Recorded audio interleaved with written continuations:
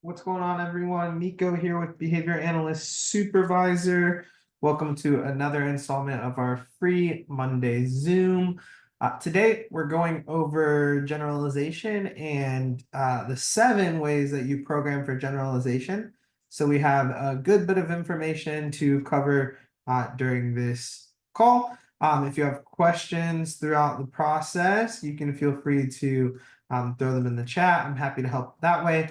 And then we should have just a few questions or a few minutes for questions at the tail end. So like I said, we'll go through the different ways that we program for generalization, and then we'll have 3 scenario questions based on that. Once we finish that up, I'll answer any questions that we have, and then I have to jump off for an 8:45. Late meetings today, kind of crazy. Usually not like that, but today ended up being a little bit of a wild day. So without further ado, let's go ahead and jump in. So the 7 ways that we program for generalization, we're going to go through the first 6, and then I've separated one out, and I've separated one out because it's the one that gets confused the most. So first and foremost, we have teaching or training loosely. Teaching or training loosely is when you change a non-critical element of the teaching or learning environment. If I am teaching you how to tact vehicles, changing the shirt I have on doesn't impact you learning to tact vehicles, has absolutely nothing to do with that skill itself. That is teaching loosely. If I wear a hat one day, a sombrero the next day, a top hat the day after that, the hat has nothing to do with your ability to tact vehicles. I might also change the training location, right? The room we're in shouldn't impact the skill. The chair you sit in shouldn't impact the skill. So that's teaching or training loosely. The key with that one is that it's a non-critical element. Non-critical just means it is not directly related to the skill that you are teaching. From there, we have programming common stimuli.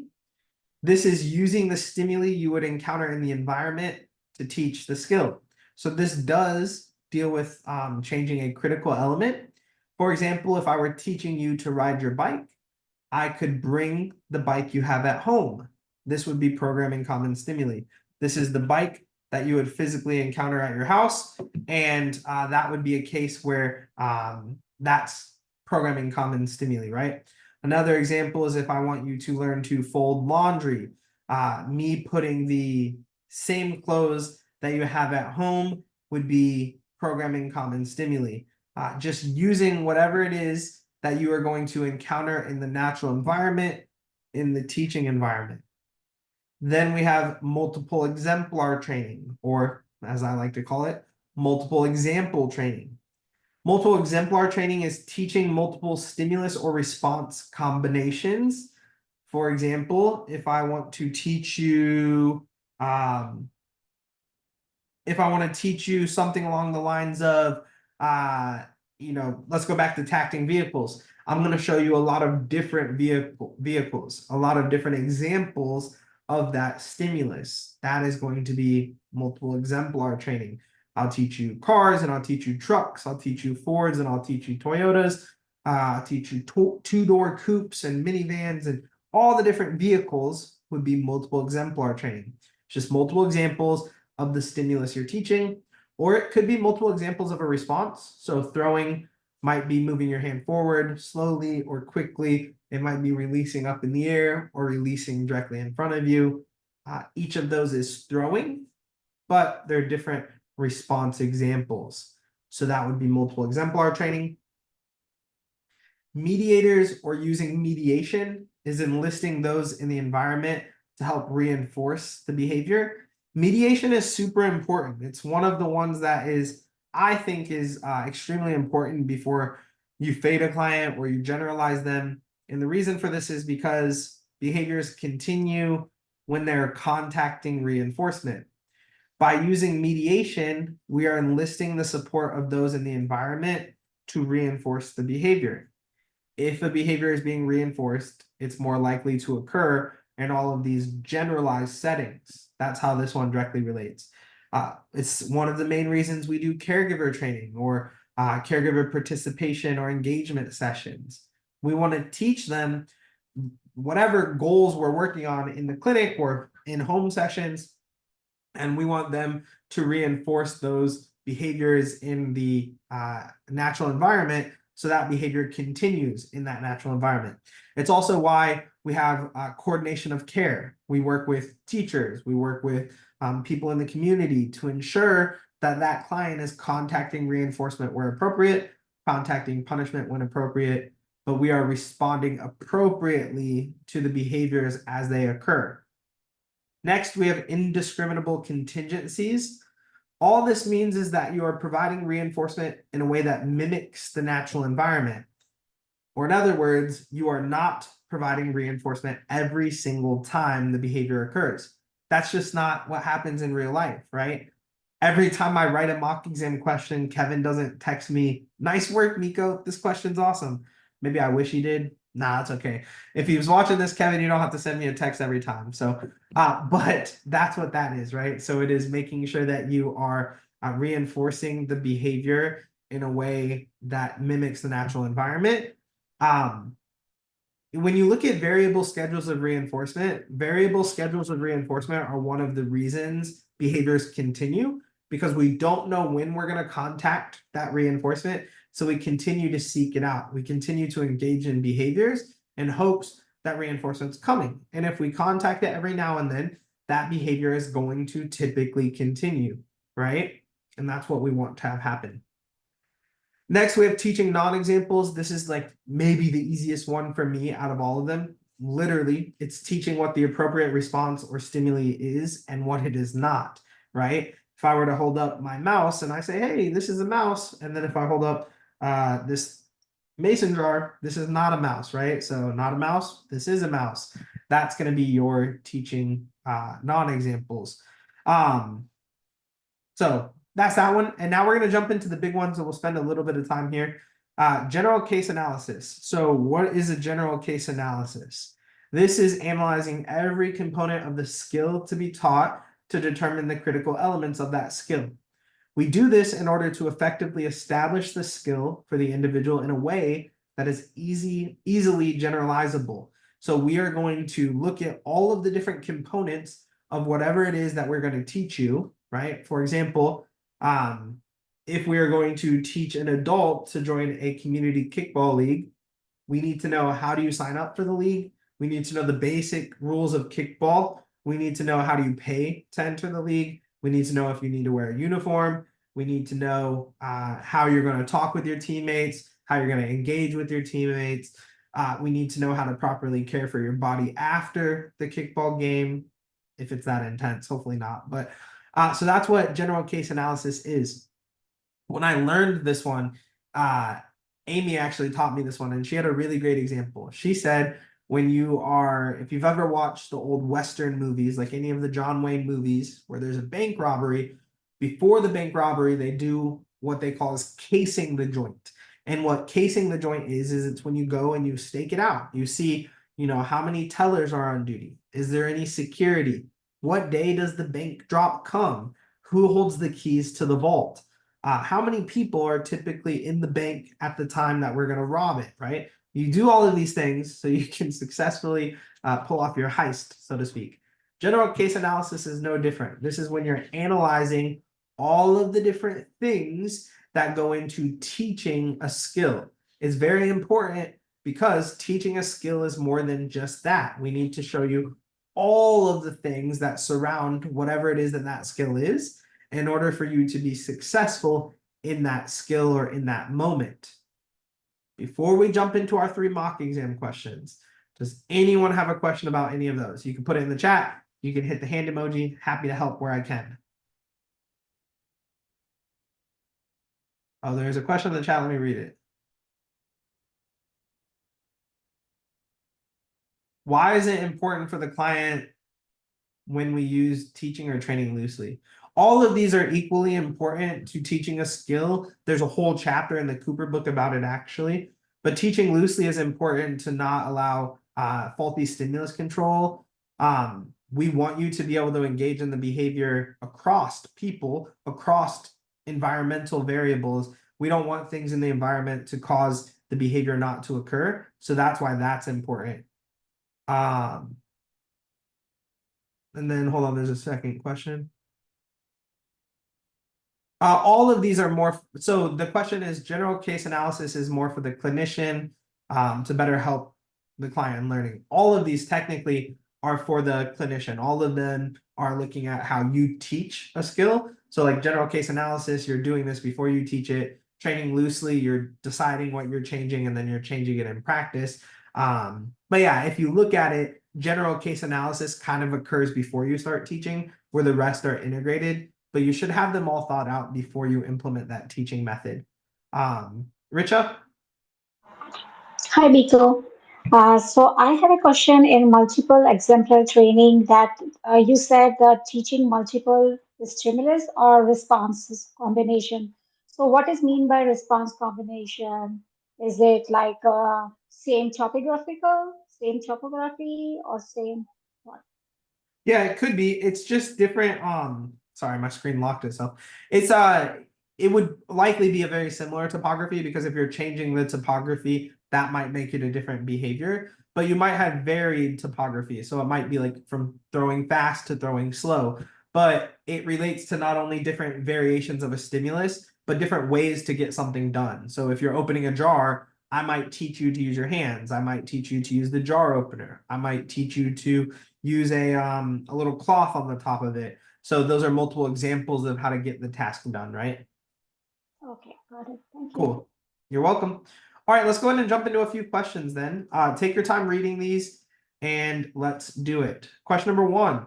Charlie is working on teaching his client Lucy to write her name. Charlie began the program by encouraging writing each letter using a good old-fashioned number 2 pencil. This week, Charlie has switched over to a mechanical pencil. Next week, Charlie plans on utilizing a ballpoint pen. Which of the following methods for generalization is Charlie implementing? Is it A, general case analysis, B, programming common stimuli, D or C, multiple exemplar training, or D, teaching loosely?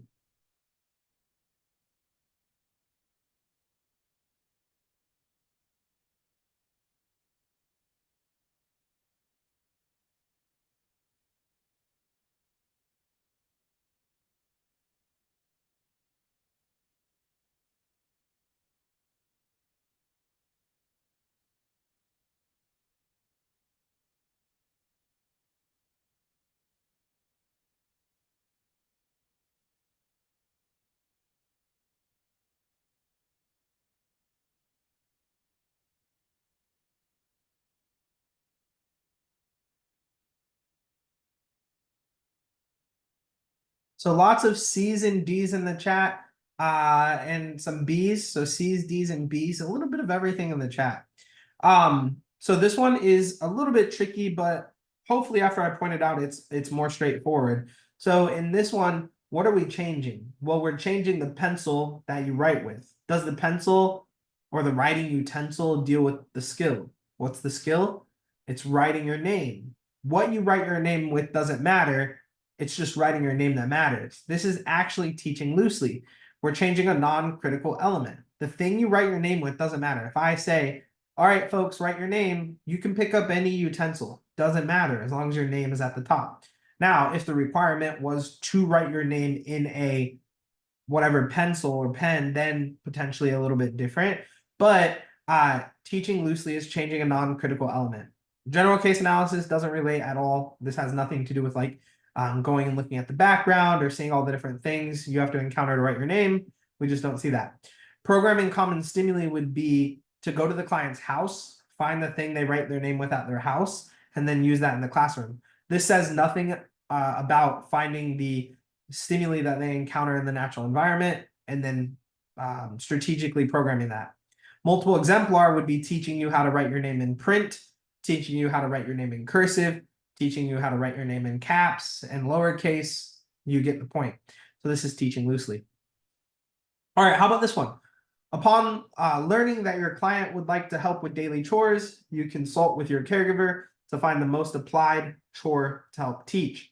The caregiver suggests that you begin by working on sorting silverware with the client and even send in a duplicate set of silverware for you to utilize. Which of the following, or sorry, which method for promoting generalization is most present in this scenario?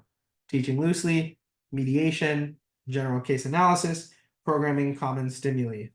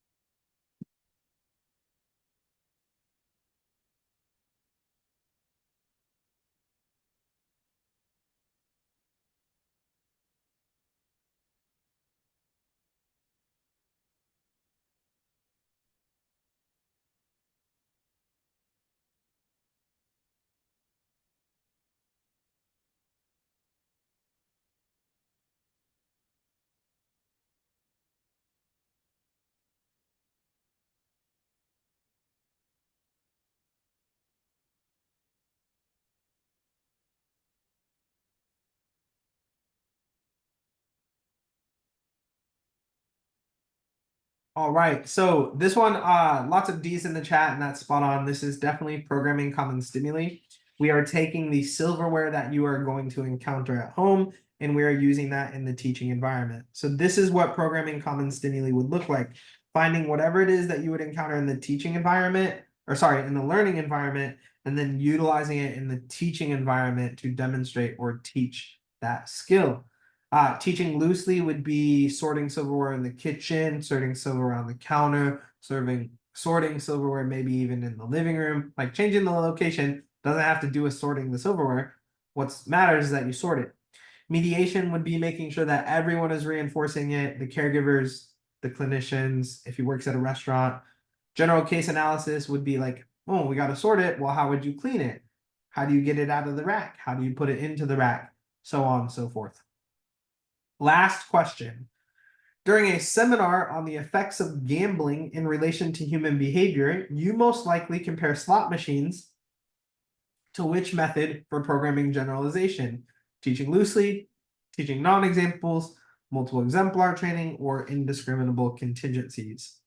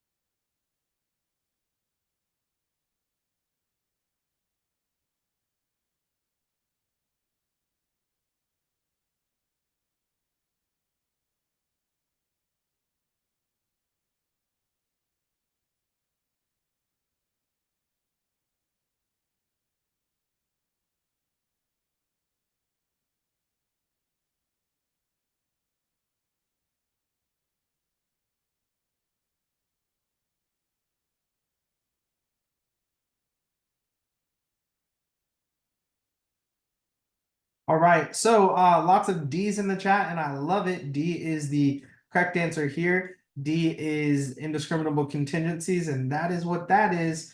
Indiscriminable contingencies mean you don't know when reinforcement's coming, just like in a slot machine. We have no clue when you're going to be paid out or when you're not. And that's why slot machines work. People keep putting their money in saying that they're going to hit it big next time. Sometimes next time comes, sometimes it doesn't, but that's what an indiscriminable contingency is. Nice job. That is our quick little lesson on the ways that we program for generalization. We'll be back next Monday. We'll be going through a different topic. We'll do just a different little concept each week so that you can have an opportunity to enhance your learning and also some time to get any questions asked that you have. So for about the next 3 or 4 minutes, if you have a question, I'd be happy to answer it. So go ahead and throw that in the chat. And I'm also going to spin the wheel of names. We do give away a free mini mock at these sessions. So for those of you who stuck around, let me spin. The winner today is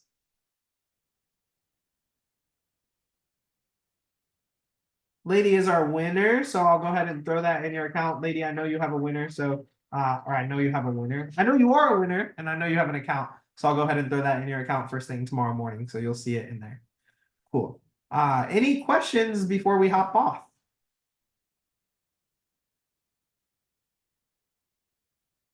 Cool. Well, y'all are so welcome. If you ever do have questions, you know where to reach me. Info@behavioranalystsupervisor.com, Miko@behavioranalystsupervisor.com. You can DM us on Instagram, whatever best helps. I'll see you soon.